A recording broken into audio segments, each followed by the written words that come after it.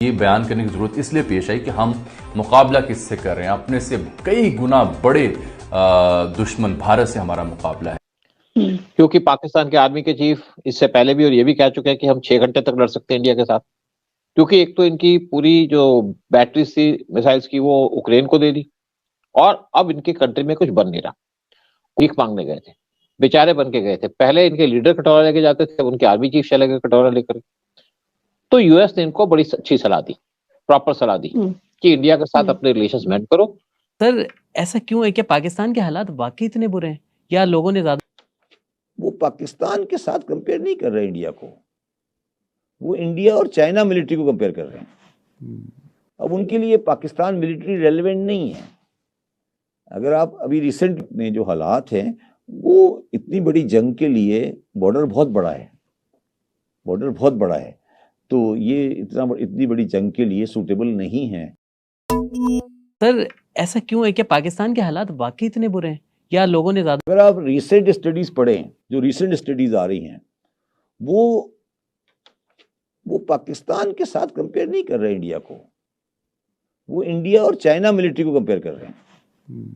अब उनके लिए पाकिस्तान मिलिट्री रेलेवेंट नहीं है। अगर आप अभी रिसेंटली में पढ़ रहा था किसी रिसाले में, वो ये देख रहे हैं कि how much money is China spending on arms and how much money India is spending on arms. और उन्होंने जो अपनी पूरी सेटलमेंट की है, इंडिया ने अपनी आर्मी की रीसेटलमेंट की है, उस रीसेटलमेंट में पाकिस्तान अब इशू नहीं है।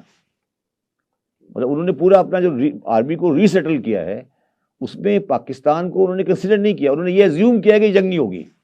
अच्छा, मतलब उन्होंने ये अज्यूम करके राइट किया है कि ये तो साइड हमारी सेफ है, तो वो इंडिया के साथ अब लगे हुए हैं। तो वो डायनेमिक अब वो नहीं है जो हम।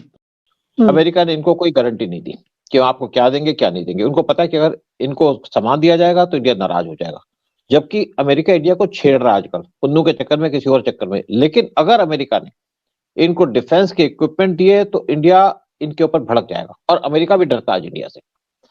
दूसरी बात इन्होंने कही कि इंडिया हमसे पीओके ले लेगा। बेचारे बन के गए थे, उन्होंने इसके ऊपर कोई जवाब नहीं दिया। क्योंकि पाकिस्तान के आर्मी के चीफ इससे पहले भी और ये भी कह चुके हैं कि हम 6 घंटे तक लड़ सकते हैं इंडिया के साथ। क्योंकि एक तो इनकी पूरी जो बैटरी थी मिसाइल्स की वो यूक्रेन को दे दी, और अब इनकी कंट्री में कुछ बन नहीं रहा।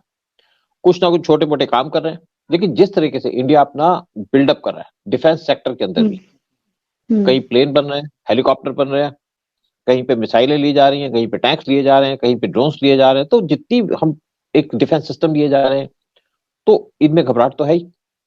ये बयान करने की जरूरत इसलिए पेश आई कि हम मुकाबला किससे कर रहे हैं। अपने से कई गुना बड़े दुश्मन भारत से हमारा मुकाबला है। भारत का दिफाई बजट पाकिस्तान की निस्बत से अगर हम परसेंटेज काउंट करें तो ये 6 से 7 गुना ज्यादा बनता है।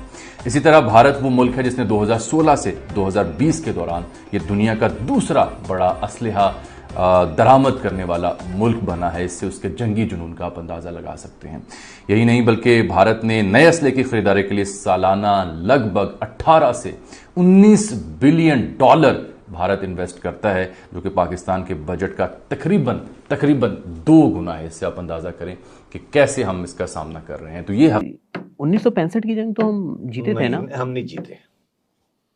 हम 1965 की जंग नहीं जीते थे। अगर मेरी जो स्टडी अब आ रही है, मेरी जो स्टडी अपनी स्टडी है, अब जो मैं स्टडी कर रहा हूँ और जो रिवील हो रहा है, 65 में भी हमने कोई बड़ी कामयाबी हासिल नहीं की। 65 में हमने ये कामयाबी हासिल की कि हमने उनको रोक लिया। अच्छा, मतलब रोक लिया का मतलब ये है। अटैक किसने किया था?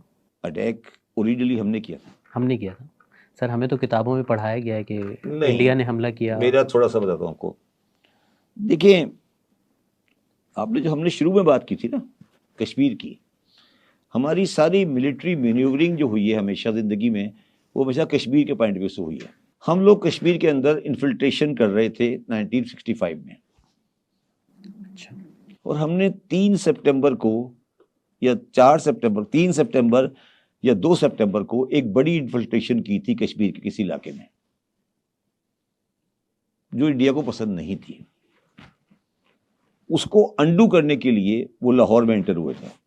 कि पाकिस्तान के अंदर भुखमरी पड़ी हुई है, पैसा है नहीं, ट्रेड हो नहीं रही, कोई इंडस्ट्री चल नहीं रही, पाकिस्तान की आर्मी इस टाइम पे खेती करने में चली गई है। पहले ये अपने पाउडर बेचा करते थे, क्रीम बेचा करते थे, और पाकिस्तान को कोई पैसा नहीं दे रहा, ना सऊदी ना यूएई, चाइना ने भी मना कर दिया, और यूएसए भीख मांगने गए थे, बेचारे बन के गए थे। पहले इनके लीडर कटोरा लेके जाते थे, उनके आर्मी चीफ चले गए कटोरा लेकर।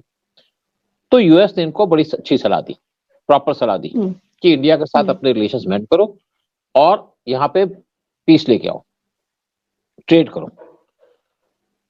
क्योंकि पाकिस्तान ने, जब इंडिया ने आर्टिकल 370 हटाया था कश्मीर से अगस्त 5 2019 में, तो इन्होंने ट्रेड बंद कर दी। उस टाइम इमरान खान पाकिस्तान के प्राइम मिनिस्टर थे, उन्होंने कहा हम इंडिया के साथ ट्रेड नहीं करेंगे। अरे भाई नहीं करनी मत करो, भाड़ में जाओ, हमें क्या करनी है, हमें तुम्हारी कोई जरूरत नहीं है।